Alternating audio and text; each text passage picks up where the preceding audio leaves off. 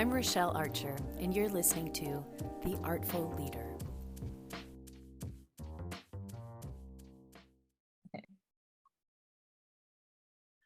All right. Hello, and welcome back to The Artful Leader.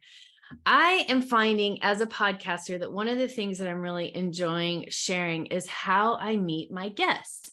And I think today is going to be such a fun conversation. And I want to share a little bit with you how we met. Lana and I met in a Facebook group, and that is because we are both healing-centered pioneers, which means that we are both folks who have invested some time and energy getting certified in Dr. Sean Ginwright's framework of healing-centered engagement. And this was a while back. I was experiencing some challenges as a kind of a white-bodied professional in a consulting space. And I was like worried about staying in my lane with some things, but also really wanting to step into the brave work of anti-racism and healing-centered engagement. And I posted something that I was really struggling with, and I hadn't got any responses from members, only from someone from Flourish Agenda, Dr. Ginwright's company. And then a couple months later, I get these comments on my post, and I was like, what? And this woman named Lana was commenting and asked, hey, I want to learn more about what you're up against. And so we got on a call, and I discovered she's Filipina, that she's living in the Netherlands, which is a place I hold dear because I lived there for many years. And I discovered that she's doing all this incredible work with designing spaces and using her culture to really as a grounding space for her work. And she uses this concept Kapwa, which I'm going to have you share a little bit more about. And so we had this great conversation, and I was like, you need to be on the podcast. It was one of those talks where I wished I had pressed record just when we started talking, because it was just such a lively conversation. So thank you, Lana, for saying yes and joining me today. Oh, thank you. Thank you for having me. And I know this is something that we've both like, oh, that was such a rich conversation. So how can we have more? Yeah, exactly. So instead of me reading a boring, dry bio, why don't you just introduce yourself and tell us a little about you and your work and what's alive for you right now?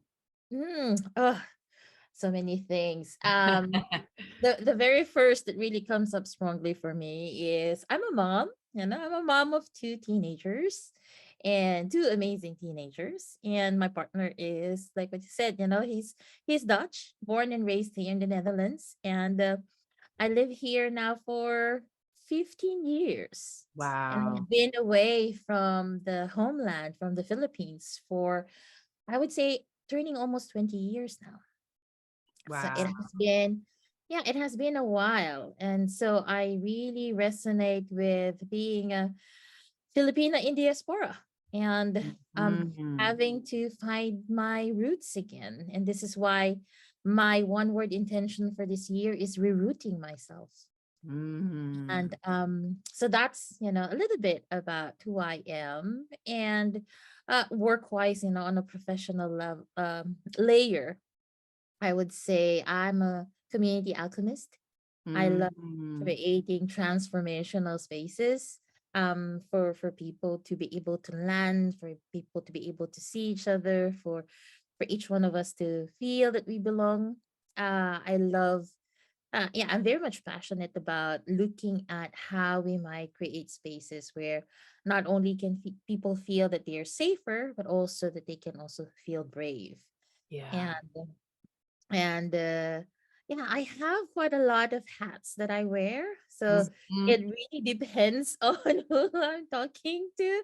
Yet one of the organizations that I would say I'm very much um grateful to have supported and still supporting is Neurodiversity Foundation. So I'm the chairperson for Neurodiversity Foundation, and we've been providing voluntary work around training teachers and providing workshops for kids, for them to really learn about how all our brains are wired differently, and how we can not just be accepting of that, but also be advocates of creating a world where all neurotypes can thrive. So this is part of, yeah, the layers that are around the work that I do and the things that am engaged in. Yeah. Wow. That is so important. Such important work. So one of the places where you and I connect, and I think where, in the Venn diagram where our worlds kind of intersect is kind of what you've already started talking about, is how do we create spaces where everybody matters and where everybody belongs? And I think healing is an aspect of that. And I would love to hear your take on, because I'm talking about it all the time, but I'd love to hear your take and your perspective on why centering healing and well-being and belonging is so important for leaders, for educators, for creatives, and all kinds of social impact change agents. Love to Yeah. hear from you on that. Yeah, I would say that healing is so underrated. We seem to brush off healing as very woo, very out there, very, oh, why do we have to be all so emotional and so deep into that?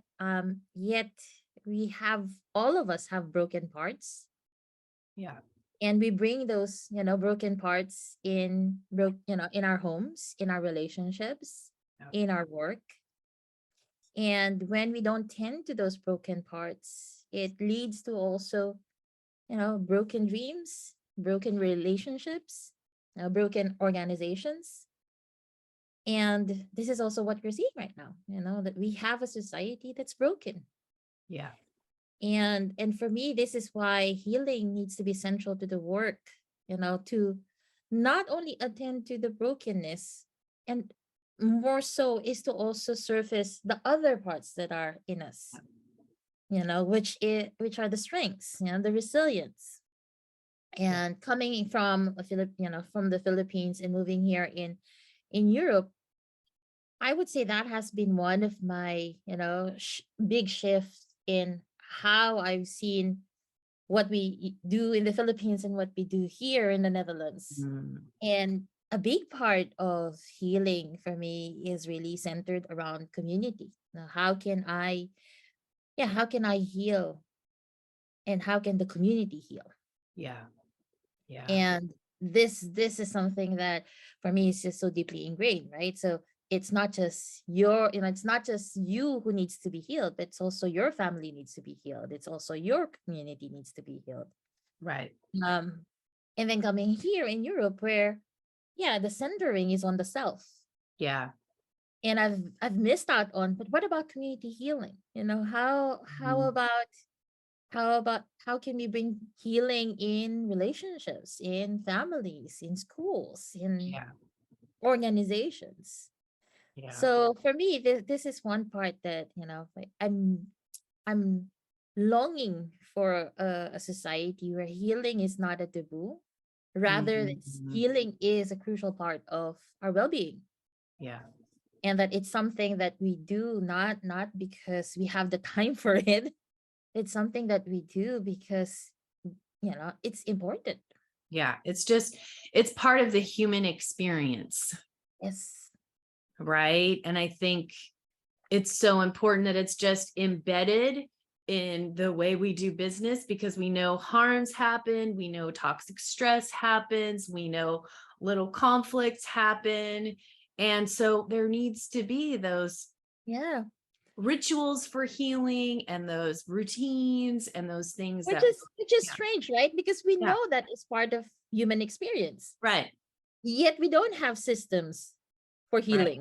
We yeah, don't have within, within our society, a place where we can say, hey, where can I go if I need yeah, healing? You yeah, know, it's yeah. not vetted in society. Yeah, and it's kind of this secret thing, like go to a therapist behind closed doors. And Don't this is tell also anybody about exactly that, right?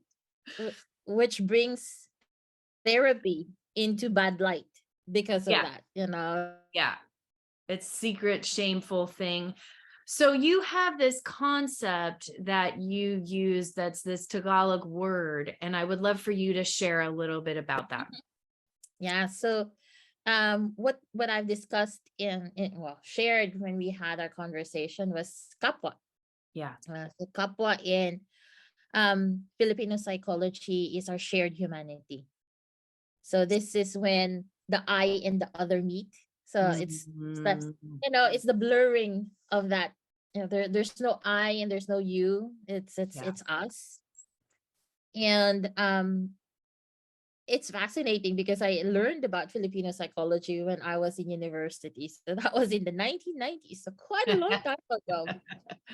And it's just, I would say, just a couple of years ago that it started surfacing for me of for us to really be a society that heals and put healing at the core, we need to really look at our shared humanity Yeah. and how are we being in kapwa with each other. Mm.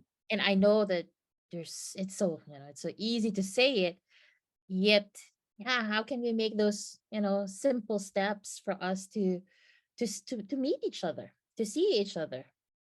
And it might be that there's still, in kapwa, we say that uh hindi ibang tao, which is the outsider, Mm. not the outsider or one of us.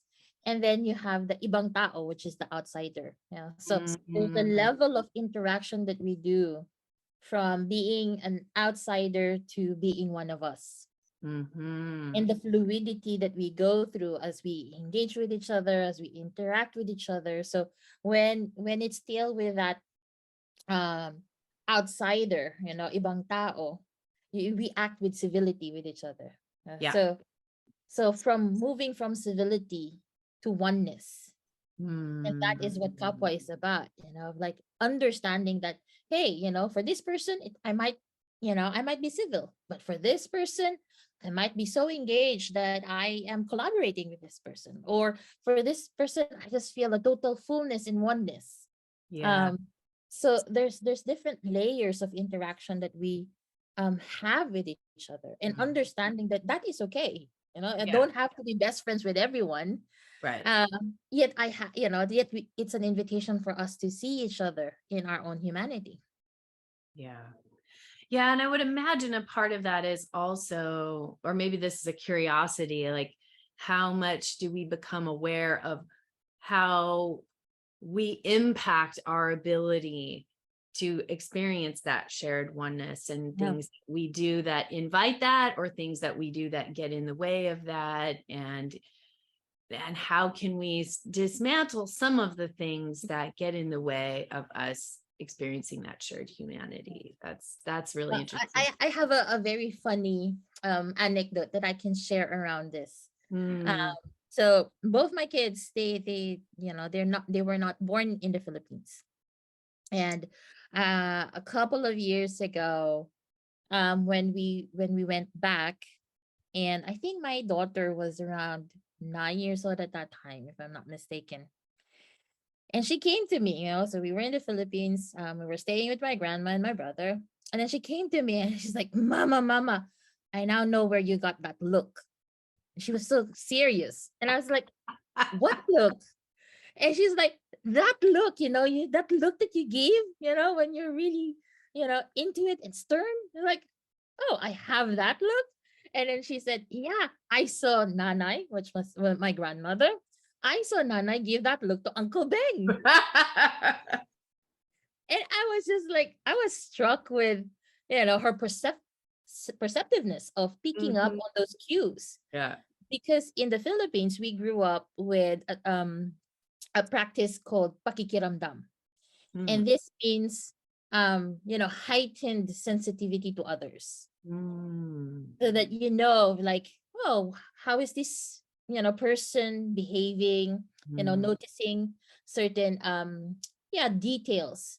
And we all often refer to listening with the third ear. So Mm. looking at the gradients of how the person is behaving so that there can be a smoother interpersonal relationship with each other. So my daughter, seeing that and sharing that with me, pointed out to me of like, oh, it's still picked, that sense of sensitivity and perception. Yeah. And this is something, when you ask, how do we do that? How can we start seeing each other? Yeah. For me, comes with that. It comes with Mm. having a shared perception of, where am I? Who am I? Where am I? And Yeah. then how do I bring myself in this conversation with you, for example? Yeah. How present am I in this conversation? And then Yeah. also looking at, how about you? Where are you? How are you feeling? And what's alive in you, so that we Yeah. get to be present for each other. Yeah. And not just for ourselves, but also what's the bigger field. So I see it as Yeah. understanding myself, understanding you, understanding us, and then there's the others, and then there's the bigger field. So all of that, it's like all of that comes into our senses, Yeah. and we perceive all of this. And for me, this is where the value of pakikiramdam is really about. Like, what is going on between us that makes it important for us to nurture a smoother relationship, Yeah. that we can be in oneness with each other. Yeah. Yeah. That is so beautiful, that listening with a third ear. I really love that. And it makes me think about how in other cultures we talk about having a third eye, right? Right. And like having this insight. But I love this tapping into this other sense, which is listening deeply. Yeah. And so thank you for bringing that to the conversation. That's a really beautiful concept.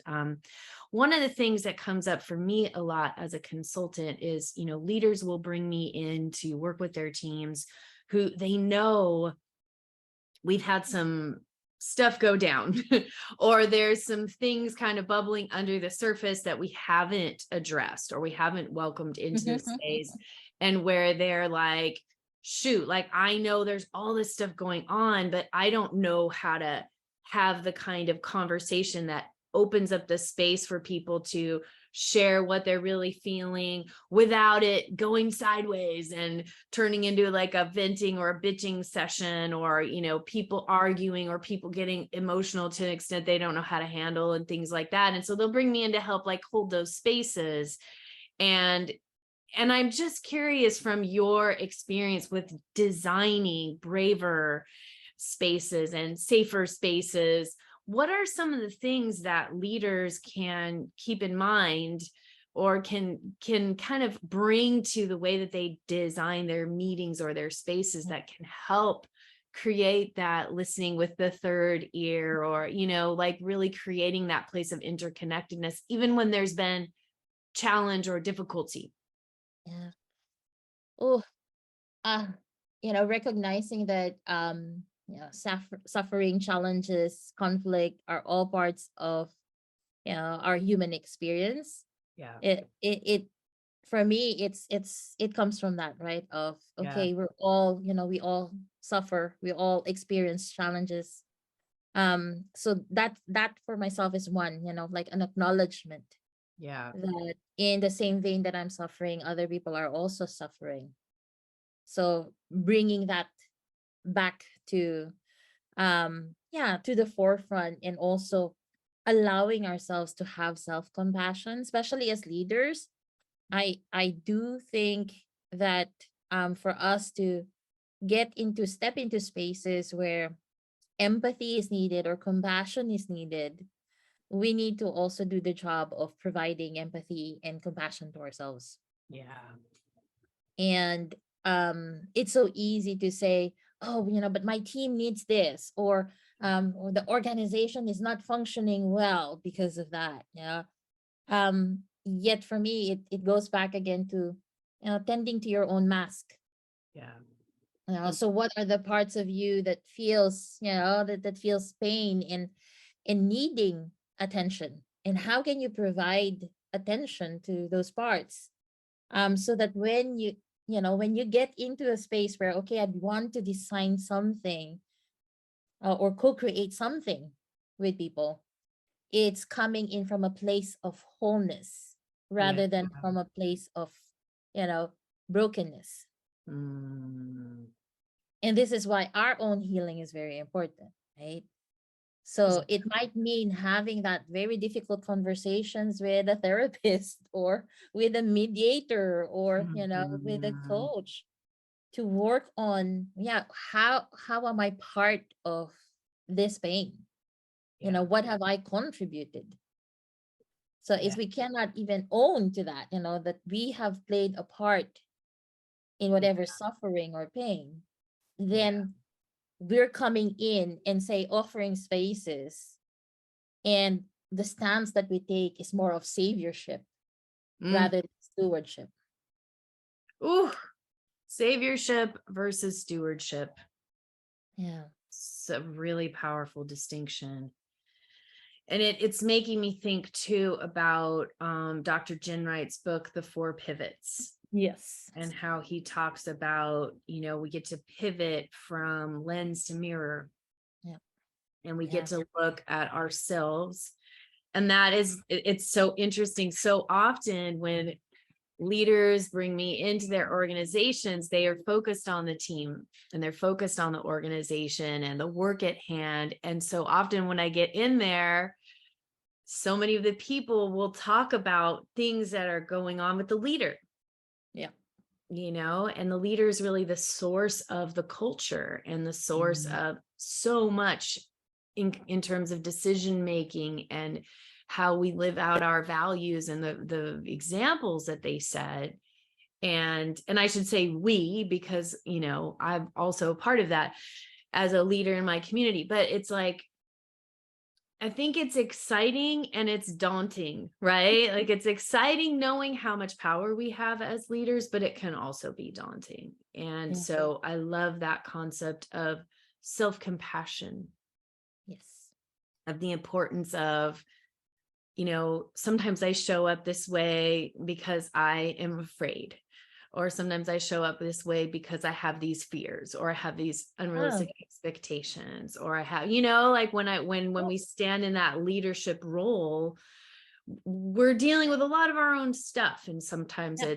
it's old stuff, sometimes it's current, sometimes it's pressure from our board, or just other things. And so I think that it's so important what everything you said about when you want to embark on that process, to be really clear about, let me start with me first Yeah.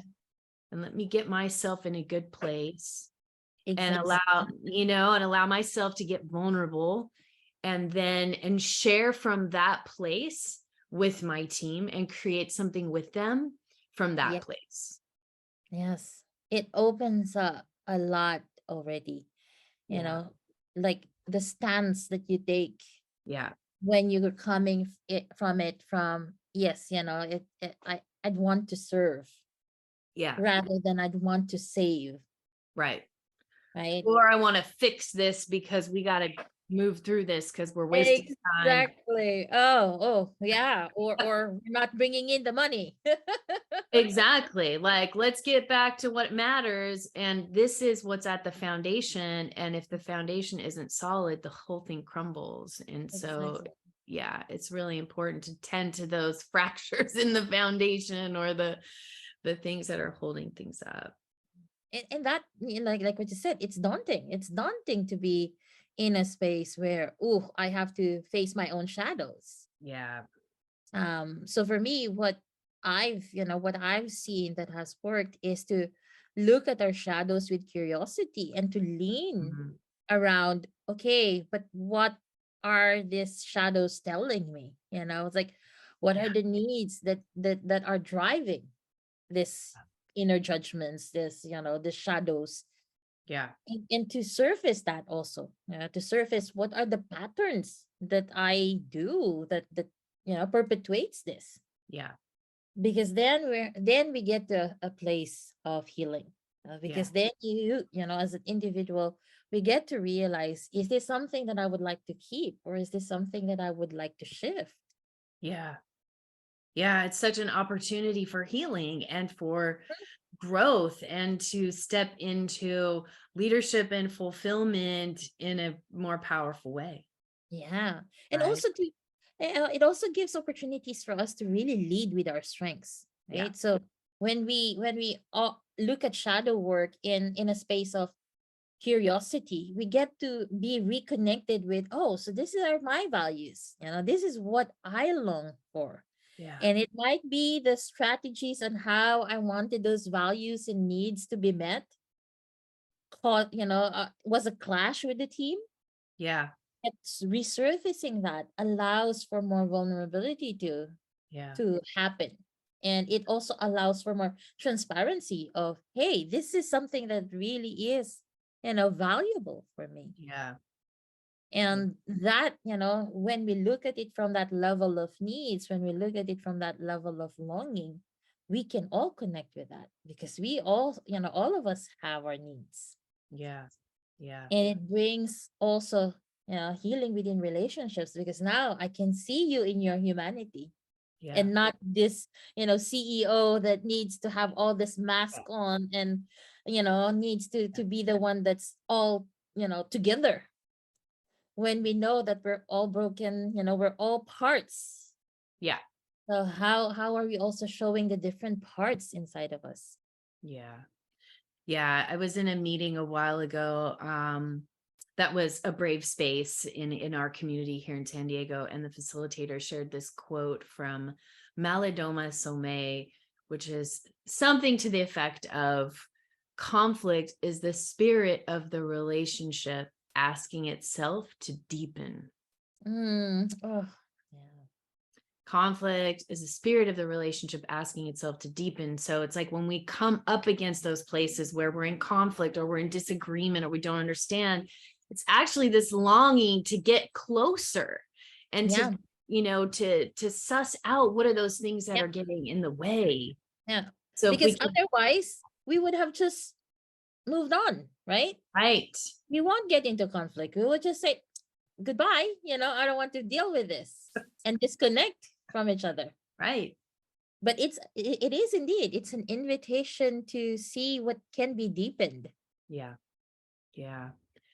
Yeah. So, and it's funny because I think every time we come back to this place of people asking for like, well, what are your tips and what do we do? And we always say, look in the mirror, start with yourself. And it's like, dang it. I thought you were gonna give me some, great things that I can go do, right? And it really is about being, Yeah. right? And I do have a word that I love using, and I started using it when I got ill. Mm, So about 8 years ago, I was diagnosed with breast cancer and wow. have gone through all the treatments around it, and have been, for the past 8 years, clean Ooh, in remission. And one of the things that I struggled with at that time is this, this polarity around, if I um, look after myself and, um, you know, tend to my own mask, people will say I'm selfish. Uh, mm, but if I also overgive and not have my boundaries and, let things just flow out of me, then I'm so selfless. yeah. So there's this polarity of, am I selfish? Am I selfless? And I came upon a word, self-fullness, Ooh. and that for me stuck. Because for me it is that, it's the, when I tend to myself, when I look at the mirror and I look at my patterns and I look at my strengths and lead with my strengths, and show up with vulnerability, that is me being self-full. Mm, And that is me showing you my humanity so that we can connect as humans together. mhm. And that is also me acknowledging that I have my needs in the same way that you have your needs. Yeah. So how can we, in the intersections that we meet, from work, from relationships, from, church to school, how can we see our humanity and know that each one of us are self-full? Mm, yeah. And that makes me think of wholeness too. Yes. Yeah. Yeah. Yeah. When we have that fullness, we are whole and we Yeah. can engage in that wholeness. Yeah. We can engage from a space that is, you know, it's like the what's this? Goldilocks and the Three Bears. You know, getting to the bed that is just right, eating the porridge that is just right. Yeah. And it might be from day to day different. It might mean that your energy is different for today, or where your time and your focus is different for today. Mm, But seeing it from wherever you are at that given moment is just right. yeah. Yeah. And that it varies.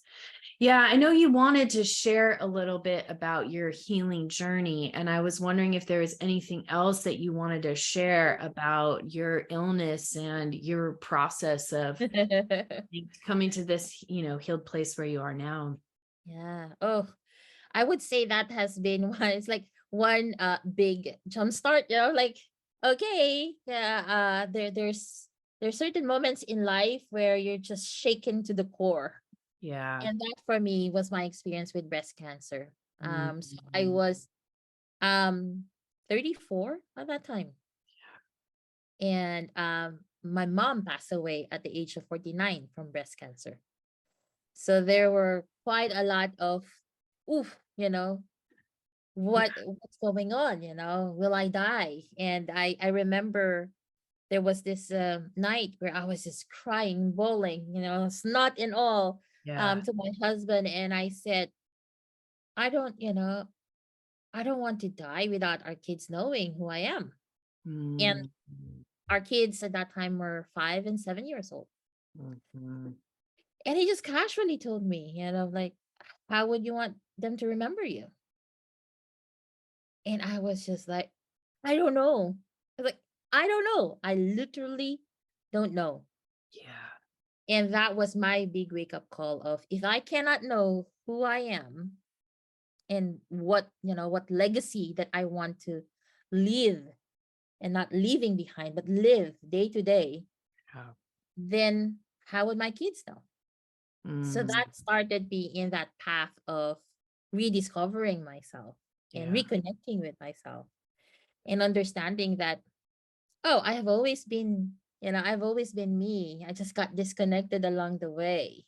Mhm. And it started with, learning about nonviolent communication, having the language of feelings and needs, Yeah.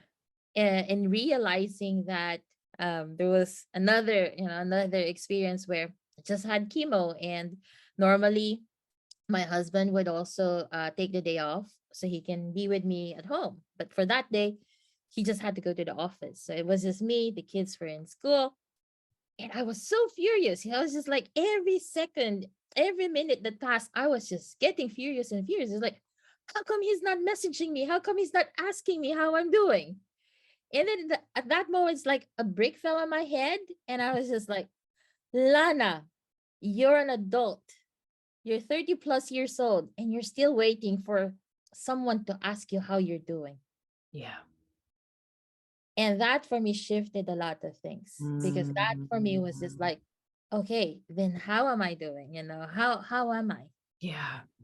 And I did an experiment that I continued even up until now. I still have it, but I was really rigid at it. On 1 full year, I had an alarm placed. 9 o'clock, 12 o'clock, and 6 o'clock. And every time that alarm comes, I would check in with myself. So it's just a question, Mm, Lana, how are you doing? And there's the no bullshit of, oh, I'm not this or not that. That's just mhm. really tuning in with myself and being okay with where I am, where I was at that given moment.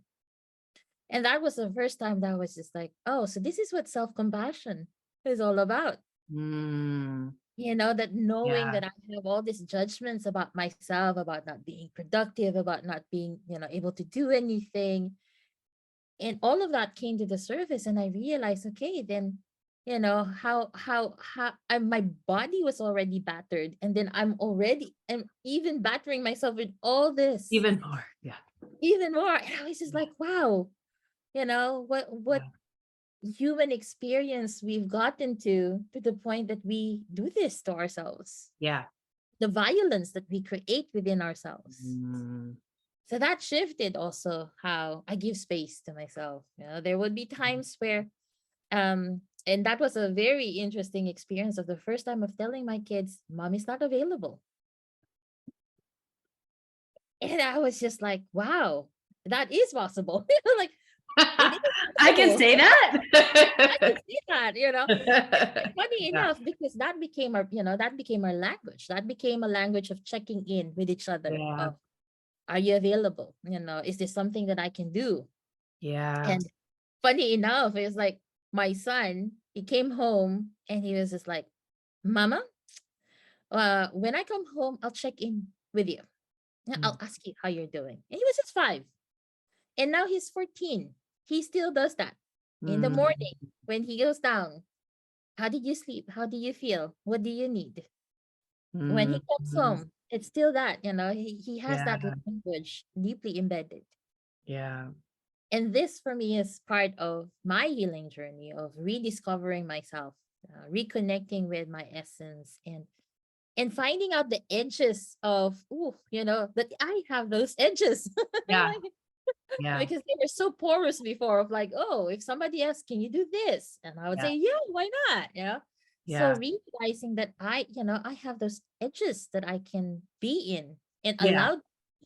Yeah. So not, and also not wanting for others to give permission to, for me to explore those edges, but me giving myself permission to do it. Yeah. Yeah. And then role modeling something so important for your children who now have that embedded in. Well, Yeah. it Yeah. was challenging at the first, Yeah. I can imagine. especially when when it backfires already. Like the first time that I told my son, uh, can you help me do this? And it's not yet done in the kitchen. And then he said, Mama, don't you see? I'm still busy with what I'm doing. And he was I'm playing with not the PlayStation. available. Exactly. I'm not available right now. Then I was just like, okay, this is what you asked for. He was 5. Okay. I'm not available right now, Mama. And then I just said, okay, how long do you need? Yeah. And he said, 15 minutes. So I said, would you want me to put an alarm? And I said, okay, put on an alarm. The alarm went off after 15 minutes. He turned off the PlayStation and went to the kitchen to help me. Yeah. Yeah. Yeah. And that is, Fascinating. yeah, and that makes me think a lot about Marshall Rosenberg and what he talks about when we shift into that nonviolent communication Yes. and how we really engage with one another in a way that is ideal for both parties. Exactly. And this is that, right? This is the Yeah. self-fullness, of like Yeah. me knowing I have my needs and me acknowledging you have your needs. Yeah. And we can find a place where we both get what we need without manipulating, without overpowering, without Yes. making it about anything other than us getting done what we both need to get. Yeah. I love that. I love that. Well, and as with so many of my guests, I feel like we could chat forever. It's always such a joy to connect with you, and you've shared just so many gems in this conversation today. And I'm just, as we wrap up the conversation, I just want to like rapid fire a couple of things at you. Okay. Yeah, I'm just curious. Well, for one thing, I know you've got this Refugia initiative going on, and I want to hear a little bit about that and how folks can find you and get involved. Yeah. So Refugia was an initiative that really was born out of a dream of like, Mm, how can we create spaces where healing, belonging, and liberation can be part of, what we discuss, what we engage in. So together with some, I would say very, yeah, like-hearted, amazing women, we've been offering, on a pay what you can basis, workshops, interactive ones that are not recorded. So for those who would ask, can it be recorded? I cannot come. No, you have to experience it. You Gotta have be to there. be there. You have to be present for it. Yeah. So for those who are looking to, yeah, gift yourself that moments of talking about deep topics. So the one that we'll be having this month is all about designing spaces for emotional regulation and Mm, co-regulation. So really looking at the polyvagal theory. mm, Um, and then another one is designing for ancestral futures. Ooh. So this is something that we will be offering for the month of February. And for those who want to check out, you can check out my website, lanajelenjev.com. Or if you want, you can also connect with me at LinkedIn as a space where we can start the conversations going. Awesome. Awesome. I'm going to have to go back and look at those dates and see if I can come. Yes. Those sound really great. And I've been talking to people a little bit about somatics and the stress response and some of those things. So that sounds like a great place to learn a little bit more. Couple of other little quick fire questions for you. Who or what is inspiring you right now? Right now, I'm inspired by Dr. Lenny Strobel. So she is a Filipina that's based in Turtle Island, and she writes about decolonization and being a Filipina in diaspora, and also how, yeah, I would say, how can we be centered, as individuals. So also about Kapwa, she also talks about Kapwa a lot. So I'm very much inspired by her work, and she's a co-founder of the Center for Babaylan Studies, and Mhm. uh, and that's how I got to know her work. Very cool. Very cool. Will you say her name one more time for us? Lenny Strobel. Lenny Strobel. Okay, great. What is your go-to for healing and well-being? Like if there's like a shift or a practice or something. You mentioned something with these alarms, but I'm curious if there's anything else that you do. Yeah. So aside from checking in, I would say I'm very much family oriented. Mm, So I need to be basking in, with the energy of my family. So that's one. It's like mhm, finding which really invigorates you. And mhm, that can be, for some people it can be going outdoors, or for me it's just having a time where I might not even be in conversation with my kids or with my husband, but just seeing them and being, mhm, together with them. mhm, Yeah. And oftentimes it also involves just hearing giggles. Yeah, like I love a room full of teenagers. I'm just fascinated with the conversations that they have. So just, yeah, sidely listening to what they're talking about, yeah, makes me feel hopeful, and mm, that gives me a lot of energy as well. mm. Yes. Great. Well, my final question for you is really just what do you wish all leaders knew and all these folks who have listened all the way through this episode? What do you want to leave them with? I would, yeah, I would love for them to explore, how do you want to live a legacy? And I'm not Mm, leaving a legacy behind, but living it day to day, moment to moment. mm, And yeah, when you're attuned with that, and when you're reconnected with that, to explore how might that look like for you. yeah. Yeah. Beautiful. Living a legacy instead of leaving it behind. Yeah. Yeah. I love that. Thank you so much, Lana. It's been beautiful to have you on the podcast, and I really look forward to continuing to connect with you. And, it's so exciting to meet other folks who are passionate about these things that kind of link arms, even around the world.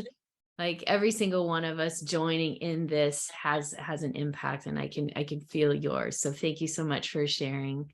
Well, thank you for having me. And I definitely join you in the linking of arms. We need to amplify, right? This is the amplification. And every voice that shares, the voice of good, the voice of community is very much important. Yeah. Yeah. Awesome. Well, have a wonderful night. I'm going to have a great day. We're in different time zones, but I look forward to connecting with you another time. Thank you so much.